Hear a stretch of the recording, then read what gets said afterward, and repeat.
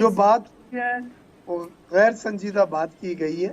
پہلے انہوں نے بڑے واضح کہا کہ ہم اسٹیبلشمنٹ سے صرف بات کریں گے, ہم آرمی چیف سے ہم بات کریں گے. بھائی وہ تو حکومت کے حصے ہوتے ہیں, آپ نے حکومت سے بات کر. السلام علیکم دوستو, آج کے ہمارے جو مہمان ہیں جی وہ ہیں جی مرزا اختیار بیگ صاحب. تو مرزا اختیار بیگ صاحب نے بتایا کہ مولانا فضل الرحمان کو جی پیپلز پارٹی نے دعوت دی ہے. تو اس پر مزید انہوں نے کیا کہا, چلے پہلے ان کی باتیں سنتے ہیں پھر اس پر بات کرتے ہیں. کسی کو شک نہیں کرنا چاہیے. اب اس کو اس نے مسکانہ اور مجبوری پیش کری ہے جو ہماری, وہ بالکل حقیقت سے دور دور تک اس میں نہیں نظر آتی. ہم پیپلز پارٹی بالکل تیار ہے اور نون لیگ بھی تیار ہے. ٹیبل پہ آئیں, پارلیمان میں آئیں, ہاؤس میں بات کریں. میں خود ہاؤس کا حصہ ہوں.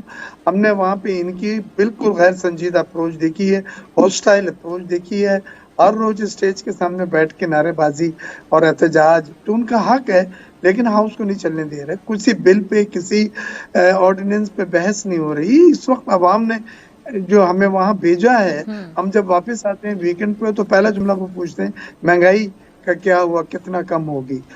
جابس کے جو بینڈ لگا تھا وہ کب ہٹ رہا ہے, نئی جابس کب سے شروع ہو رہی ہیں, نئی ملازمتوں کے مواقع کب سے ہو رہے ہیں. تو ہم ان سے کہتے ہیں کہ آپ احتجاج بالکل کریں, لیکن ساتھ ساتھ یہ عوامی مسائل ہیں, یہ مل کے حل کرنے ہوں گے, کیونکہ آپ کے بھی یہی وعدے ہیں. دوسرے کل مولانا فضل الرحمان آئے تھے اتفاق سے, پہلی بار وہ آئے ہیں, اور انہوں نے آنے کے بعد, حلف اٹھانے کے بعد پہلی بار آئے, انہوں نے پھر احتجاج کی بات کری ہے, ملین مارچ کی بات کری ہے, کراچی میں جلسوں کی بات کی ہے. تو یہ دونوں چیزیں دیکھ کے لگتا ہے کہ کریں گے پھر آپ مولانا صاحب کو.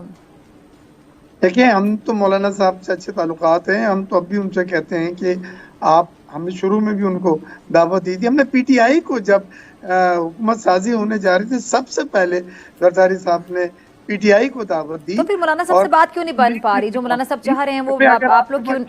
پوری ہے تو آئے, آپ حکومت بنائیں, لیکن گنتی کے نمبر نہیں ہے ان کے پاس, اور ہم دونوں کے پاس ہماری جو توقع تھی اس سے زیادہ اللہ تعالیٰ نے نمبر دیے, مینڈیٹ دی ہے. اب انہیں مینڈیٹ کو ماننا چاہیے. پی ٹی آئی کے ساتھ ایک مسئلہ یہ ہے کہ انہیں اپوزیشن میں, زیادہ ہی ہے, بالکل صحیح کہہ رہے ہیں, اپوزیشن میں رہنے کا عادت نہیں ہے. وہ ہر وقت صرف پاور میں آنا چاہتے ہیں, حکومت میں آنا چاہتے ہیں, رولنگ پارٹی بننا چاہتے ہیں. دیکھیں, سیاست میں آپ حکومت میں بھی ہوتے ہیں, اپوزیشن میں بھی ہوتے ہیں, لیکن اپوزیشن میں رہ کے آپ اپنا کردار ایک اچھا ادا کر سکتے ہیں.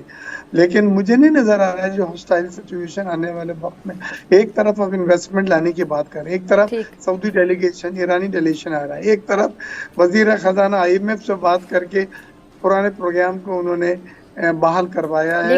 لیکن اختیار صاحب, آپ اس میرے خیال سے جس ٹاپک پہ آپ بات کر رہے ہیں نا, آپ سیاست سے زیادہ اس کو بھی سمجھتے ہیں, آپ بڑی سمجھ بوجھ رکھتے ہیں. میں ڈاکٹر صاحب کی طرف بھی آتی ہوں. یہ جو دوستوں سے بھی ہمیں منو سلوا مل رہا ہے نا, کب تک ملے گا مجھے بتائیں. ہمیں خود بھی اب بڑی ایفرٹ کرنے کی ضرورت. ہم قرضے نہیں لے رہے, اب ہم لون نہیں لے رہے, اب ہم رول اوور سافٹ ڈپازٹ کی بات نہیں کر رہے. ہم اپنے وسائل جو اللہ تعالیٰ نے ہمیں دیے ہیں, بالکل اس کو یوٹیلائز کریں گے, وہ ہم انویسٹمنٹ کے لیے دے رہے ہیں. ہم ان سے کہتے ہیں ایئرپورٹس کی آؤٹ سورسنگ کریں, ہم ان سے کہتے ہیں ریکوڈیک میں. تو عمران خان صاحب تو صحیح کہہ رہے ہیں نا کہ وہ الیکشن ان کی پارٹی نے زیادہ سیٹیں حاصل کی تھی. یہ تو مینڈیٹ چوری کر کے جو پیپلز پارٹی نون لیگ کی حکومت بنا دی گئی, یہ تو سب کو پتہ تھا.